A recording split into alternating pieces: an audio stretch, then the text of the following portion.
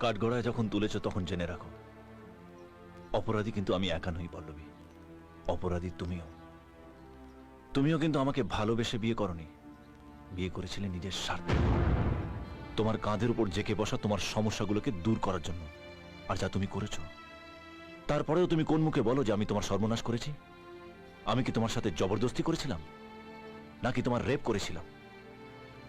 আমি যদি তোমার সর্বনাশ করতে চাইতাম, তাহলে তোমার চোখের সামনে যে কোনো একটা মেয়েকে বিয়ে করে বলতাম যে তোমার গর্ভের সন্তান আমার নয়, আর তোমার সর্বনাশের জন্য সেইটুকুই যথেষ্ট ছিল।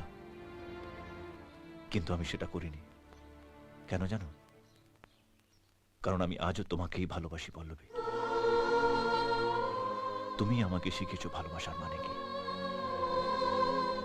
পল্লবী, কেউ যদি ভুল করে নিজের ভুল শুধরাতে চায়, তার দিকে ভালোবেসে দুহাত বাড়িয়ে দিতে হয়, তাকে অপমান করে বাড়ি থেকে বের করে দিতে নেই।